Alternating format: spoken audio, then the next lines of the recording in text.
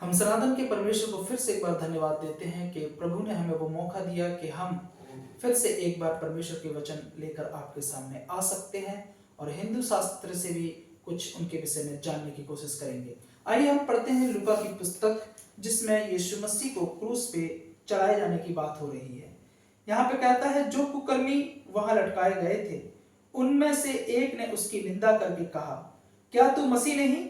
तो फिर अपने आप को और हमें बचा। इस पर दूसरे ने उसे डांट कर कहा, क्या तू परमेश्वर से भी नहीं डरता? तू भी तो वही दंड पा रहा है और हम तो न्याय अनुसार दंड पा रहे हैं, क्योंकि हम अपने कामों का ठीक फल पा रहे हैं, पर इसने कोई अनुचित काम नहीं किया।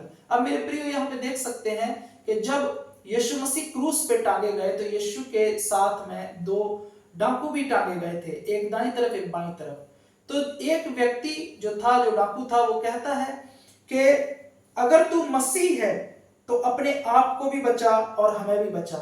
वहीं पर एक और जो दूसरा डाकू है, वो कहता है पहले वाले डाकू को डांट कर,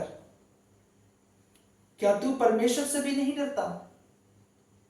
तू भी तो वही दंड पा रहा है और हम तो न्याय अनुसार दंड पा रहे हैं, क्योंकि हम अपने कामों का ठीक फल पा रहे हैं, पर इसने कोई अनुचित काम नहीं किया। मेरे प्रियो, जो दूसरा डाकू था वो जानता था कि हमने जो काम किए हैं वो गलत हैं, पर जो हमारे साथ टांगा गया है वो बिना किसी दोष के क्रूस की वो वेदना सह रहा है। ये किस कारण ऐसा हुआ? क्या यीशु मसीह को किसी ने जबरदस्ती क्रूस पे टांगा? नहीं। अगर हम बाइबल के अध्ययन को पढ़ते हैं गहराई से तो हम जानते हैं कि प्रभु ने ये पहले से ही नियुक्त करके रखा था कि हमारे पापों के लिए मसीह को क्रूस की वेदना झेलनी होगी, क्योंकि आदम के द्वारा मृत्यु आई, एक मनुष्य के द्वारा मृत्यु आई और दूसरे मनुष्य के द्वारा जीवन मिलेगा। तो हम कह सकते हैं कि यीशु मसीह अपने आप ही अपनी इच्छा से उस क्रूस की वेदना को सह रहे हैं। और यहां पर हम ये भी देख रहे हैं कि जो पापी व्यक्ति थे वो प्रभु यीशु मसीह की, एक तो प्रभु यीशु मसीह पे दोष लगा रहा है और दूसरा पापी व्यक्ति जो है वो प्रभु यीशु मसीह की प्रशंसा कर रहा है।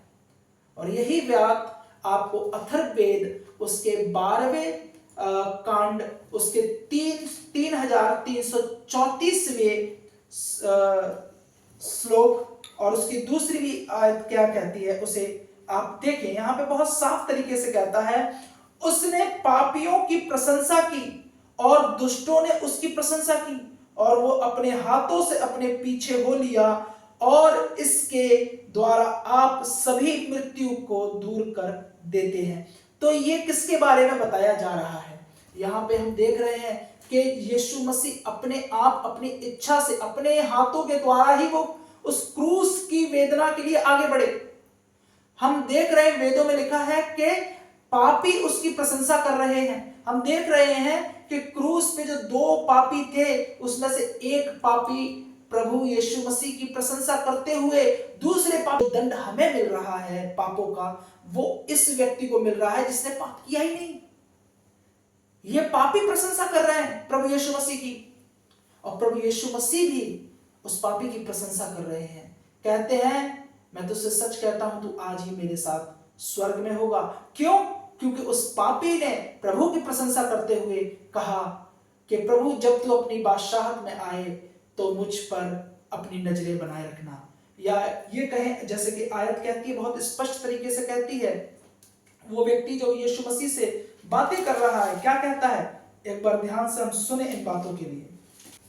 वो कहता है, हे यीशु, जब तू अपने राज्य में आए तो मेरी सुधि लेना। ये यहां पर हम देख रहे हैं कि जैसे वेदों में जो बात लिखी है कि वो पापी उसकी प्रशंसा कर रहे हैं और वो पापी की प्रशंसा कर रहा है। वेदों में जैसे लिखा हुआ है वो पूरी बातें प्रभु यीशु मसीह पे निर्धारित हैं, क्योंकि वो मृत्यु का जो स्वाद है वो चख चुके हैं और मृत्यु पर वो जयवंत होकर मृत्यु के ऊपर उन्होंने अपना अधिकार रखा। जैसे कि वेद कहते हैं, उसके द्वारा आप सभी मृत्यु को दूर कर देते हैं। हर प्रकार की मृत्यु के जो बंधन मनुष्य के ऊपर पड़े हुए थे, वो प्रभु यीशु मसीह ने क्रूस उठाकर उन सारे मृत्यु के बंधनों को दूर कर दिया। सो मेरे प्रियो, भारतीय शास्त्र हमें यीशु मसीह के बारे में बताते हैं। क्या मैं और आप उस यीशु से अनजान रहे? नहीं, उस यीशु के प्रेम को हर जगह दर्शाया गया है। बस मुझे और आपको खोजी बनने की जरूरत है।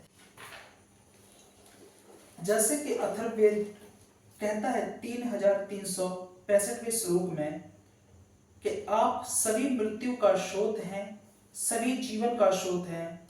हे अग्नि, जो हमसे बैर रखता है वह खाया ना जाए, और जिससे हम बैर रखते हैं उसे तुझे अर्पित करते हैं। जैसे कि अथर्ववेद इन बातों को बताता है कि आप सभी मृत्यु के स्रोत हैं और सभी जीवन के स्रोत हैं। जितनी प्रकार की मृत्युएं हैं, उन सारी मृत्युओं का स्रोत आप हैं, और जितने प्रकार के जीवन हैं, उन सभी जीवनों के स्रोत आप हैं। हे अग्नि अर्थात हे प्रकाश, जो हमसे बैर रखता है वो खाया ना जाए।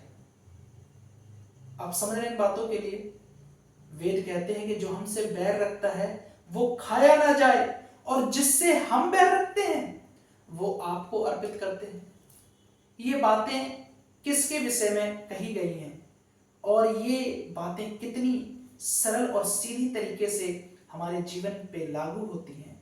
आज हम इन बातों को समझेंगे। जब तक हम इन्हें ना समझें तब तक कोई हमें समझा नहीं सकता, और जब हम इसे समझने की कोशिश करेंगे तो समझाने वाला परमेश्वर वो समझाने में सहायता मदद करेगा। इस विषय को सोचकर जब आगे के लिए अगर हम बढ़ते हैं तो हम देखते हैं कि बाइबल में इसके विषय में क्या लिखा है। हर प्रकार की मृत्यु, जैसे कि वेद में बताया, जैसे कि अथर्ववेद में बताया कि आप सभी मृत्यु के स्रोत हैं और सभी जीवन का स्रोत हैं। आप अर्थात ईश्वर, आप सभी मृत्यु के भी स्रोत हैं और सभी प्रकार के जीवन के भी आप स्रोत हैं।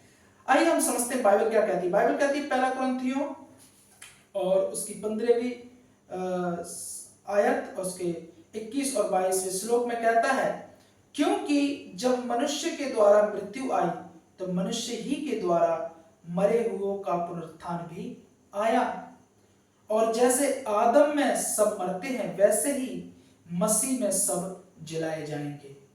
मेरे प्रियो, यीशु मसीह ने क्रूस की वेदना इसीलिए सही थी कि वो तीसरे दिन जी उठे, और उनके जी उठने पे जो उन पर ईमान रखें, जो उन पर विश्वास करें, वो भी जी जाएं। जैसे कि वो डाकू, जैसे हमने सुना वो डाकू जो था, वो कहता है कि जब आप अपने स्वर्ग राज्य में आए तो मेरी भी सुधि लेना। प्रभु कहते हैं कि आज ही तू मेरे साथ होगा। हम इन बातों के लिए देखते हैं, जैसे कि अथर्ववेद में कहता है कि जो हमसे बैर रखता है वो खाया ना जाए, जो हमसे बैर रखता है वो खाया ना जाए, और जिससे हम बैर रखते हैं वो आपको अर्पित करते हैं। बाइबल में प्रभु यीशु मसीह ने भी अपने शिष्यों को यही सिखाया था। बाइबल में मत्ती उसकी 6 और उसकी 12 और 13 श्लोक कहता है, जिस प्रकार हमने अपने अपराधियों को क्षमा किया है वैसे ही तू भी हमारे अपराधों को क्षमा कर, और हमें परीक्षा में ना ला परंतु बुराई से बचा, क्योंकि राज्य और पराक्रम और महिमा सदा तेरी ही है। मेरे प्रियो, अथर्ववेद भी यही बात पे जोर देते हुए कहता है कि जो हमसे बैर रखता है वो खाया ना जाए, अर्थात उसका नुकसान ना हो। जो हमसे बैर रखता है उसका नुकसान ना हो, क्योंकि हमने उसे क्षमा कर दिया है, और जिससे हम बैर रखते हैं वो प्रभु हम आपको अर्पित कर देते हैं। जैसे प्रभु हमने उन्हें क्षमा किया है वैसे प्रभु आप हमें क्षमा करें। और ये बातें बहुत सरल तरीके से प्रभु यीशु मसीह ने अपने शिष्यों को सिखाई। इन्हीं बातों के विषय में यजुर्वेद में भी लिखा हुआ है। बस मुझे और आपको खोजने की जरूरत है। प्रभु आप सबके साथ रहे। एवं अस्तु।